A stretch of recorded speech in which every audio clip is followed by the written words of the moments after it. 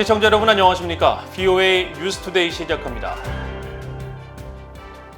주요 7개국 G7 외교장관들이 북한의 심각한 인권 유린 실태를 우려하고 북한의 불법 대량 살상무기 폐기를 촉구하는 성명을 발표했습니다.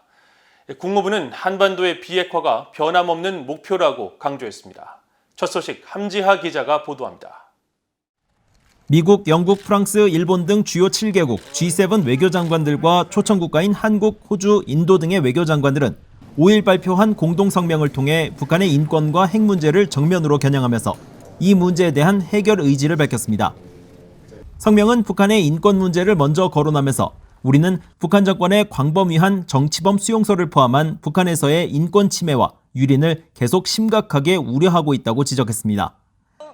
그러면서 북한 정권이 모두를 위한 인권을 존중하고 관련 유엔 기구들과 협력하며 유엔의 북한 인권 특별 보고관의 접근을 허용할 것과 납북자 문제를 즉시 해결할 것을 촉구한다고 밝혔습니다.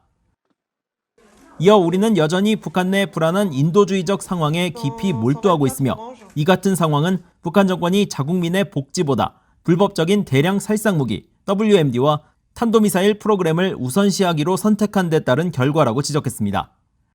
성명은 인권에 이어 별도의 항목을 통해 북한의 불법 무기 프로그램에 대한 우려와 북한이 외교에 복귀할 것을 촉구하는 내용을 명시했습니다. 특히 북한은 도발적인 행동을 자제하고 비핵화라는 분명한 목표를 갖고 외교적 과정에 임하기를 촉구한다면서 유엔 안보리 결의에 따라 북한의 모든 불법적인 대량 살상 무기와 탄도미사일 프로그램에 대한 완전하고 검증 가능하며 되돌릴 수 없는 폐기 목표에 여전히 전념하고 있다고 강조했습니다. 성명은 다만 이번 사안에 대한 외교적 해결을 강조하면서 우리는 미국이 계속 그런 점에 노력을 지속할 준비가 된 점을 환영하고 또 지원을 제공하는 데 전념하고 있다고 밝혔습니다. 그러면서 우리는 북한이 비핵화를 향한 구체적이고 검증된 조치를 취하지 않는데 유감을 표명하고 북한이 모든 국제적 의무를 준수할 것을 촉구한다고 덧붙였습니다. 대북 제재의 중요성도 강조했습니다. 북한의 불법 무기 프로그램을 겨냥한 제재는 유지되는 게 매우 중요하다면서 북한의 제재 회피 전술, 특히 선박간 환적을 포함한 불법 해상 활동과 계속되는 해외 노동자 활용 문제에 대해서도 대응할 것을 약속하며 다른 나라들도 안보리 결의를 이행할 것을 촉구했습니다. 이날 국무부는 전화 브리핑을 통해 북한 비핵화에 대한 의지를 강조했습니다. And again, I'll continue to underscore from here that our main goal is consistent or remains that it's to complete denuclearization of the Korean Peninsula. 국무부는 이어 토니 블링컨 미 국무장관이 영국 런던에서 한국, 일본 외무장관과 3자 회동을 갖고 북한의 핵과 탄도미사일 문제를 논의했다고 밝혔습니다. 국무부는 미한일 3국 장관이 한반도의 비핵화와 상호 관심사를 위한 결연한 3국 공조에 대해 그들의 의지를 재확인했으며 이들 장관들은 북한 문제와 확산 방지 등이 포함된 안보리 결의가 완전히 이행되는 게 중요하다는 데 동의했다고 밝혔습니다. VOA 뉴스 함지하입니다. 영국 런던에서 열린 주요 7개국 G7 외교장관 회담에 참가한 캐나다와 일본의 외교장관이 별도의 회담을 갖고 유엔 안보리 대북 제재 이행 지원 등 북한 문제와 관련해 양국 간 협력을 강화하기로 합의했습니다.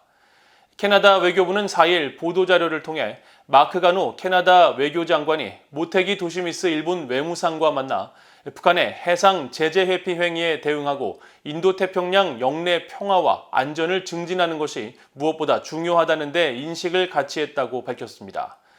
또 가노 장관은 이 자리에서 최근 캐나다 국방부가 유엔 안보리 대북 제재 이행을 지원하기 위한 다국적 협력 노력에 더욱 기여하겠다는 의지가 담긴 네온작전 재개를 발표한 사실을 상기시키면서 영내 안보 유지에 대한 캐나다의 약속을 강조했다고 전했습니다.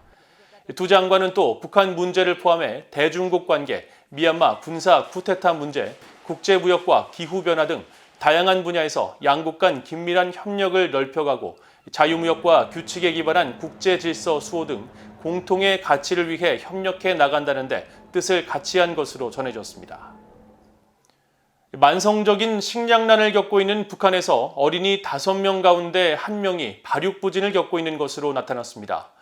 과거보다 상황이 조금 나아진 것으로 파악되기는 하지만 여전히 국제 기준에는 못 미치고 있습니다. 안소영 기자가 취재했습니다. 유엔 아동기금 유니세프와 세계보건기구 WHO 그리고 세계은행이 공개한 2021 아동 영양실조 추정치 보고서입니다. 보고서는 북한의 경우 지난해 기준으로 5세 미만 어린이 31만 7,800명이 발육부진을 겪는 것으로 추정했습니다. 이는 전체 18.2%로 북한 어린이 5명 가운데 1명이 충분한 영양을 공급받지 못해 제대로 성장하지 못한다는 겁니다. 이 같은 비율은 전체 26.1%인 지난 2012년 42만 9,800명에 비해 조금 개선된 수치지만 전 세계 어린이 발육 상태 5단계 기준에서는 중간 수준에 그쳤습니다.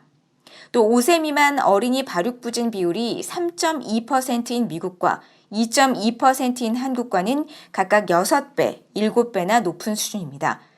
보고서는 지난해 기준 북한 내 5세 미만 과체중 어린이는 모두 33,200명으로 추산했는데 이는 전체 1.9%로 2012년 1.3%와 비교하면 12,000명 정도 늘어난 것입니다. 보고서는 북한의 2017년 기준 5세 미만 어린이 저체중 비율은 2.5%로 전 세계 평균 2%보다 높았다고 소개했습니다. 보고서는 각 나라별로 영양 결핍을 겪는 어린이들은 아동기 영양 결핍에 따른 발육 부진으로 치명적 결과를 가져올 수 있다고 우려했습니다. 또 신종 코로나 바이러스 감염증 방역 조치 여파로 어린이들에 대한 영양 공급에 부작용이 있다면서 필수 영양 서비스와 영양이 풍부한 음식 제공이 제한을 받고 있다고 지적했습니다. 이런 가운데 식량안보 정보 네트워크는 5일 2021년 국제 식량 위기 보고서를 발표했습니다. 이번 보고서는 식량 안보에 어려움을 겪는 국가를 파악하기 위한 전 세계 조사 대상 79개국에 북한을 포함했지만 북한은 정보를 파악할 수 없는 15개국으로 분류했습니다. 보고서는 이에 따라 북한을 지난해 55개 식량 위기국에서 배제했다면서도 북한은 지난 10년 사이 여러 차례 외부 식량 지원이 필요한 47개국에 포함시킨 나라라고 밝혔습니다. BOA 뉴스 안소영입니다.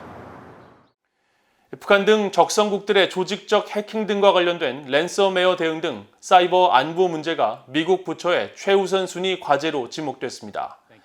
알레한드로 마요르카스 미국 국토안보부 장관은 5일 미국 상공회의소가 주최한 랜섬웨어 대응 웨비나에 참석해 중소기업들을 대상으로 한 랜섬웨어 공격이 전체 공격 가운데 절반 또는 4분의 3에 해당한다며 이에 대한 대응이 중요하다고 강조했습니다.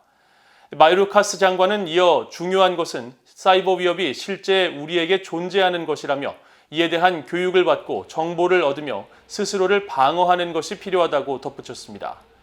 웨비나에 참석한 에릭 골드스타인 국토안보부 산하 사이버안보 기반시설안보국 부국장은 랜섬웨어 공격에 의한 피해 예방 방법 가운데 정기적인 백업이 중요하다면서 가장 중요한 정보는 따로 저장해 두는 것이 필요하다고 말했습니다.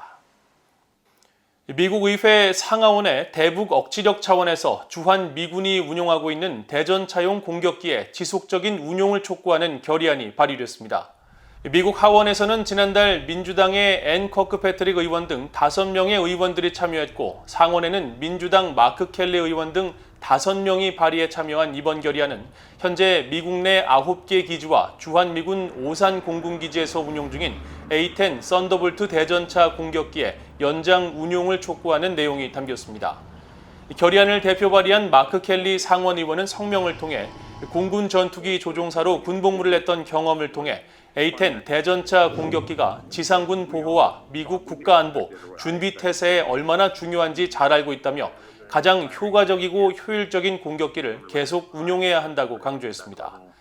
앞서 주한미군은 지난해 운용 유지 비용 등을 이유로 퇴역 가능성이 제기된 A-10 대전차 공격기에 대해 북한의 이동식 미사일 발사 차량과 전차 부대 등에 대한 대응 차원에서 오는 2030년까지 운용할 계획이라고 밝혔으며 이번 결의안을 통해 연장 운용 필요성에 대한 논의가 이루어질 것으로 예상됩니다. 이상으로 BOA 뉴스투데이를 모두 마칩니다. 시청해주신 여러분 고맙습니다.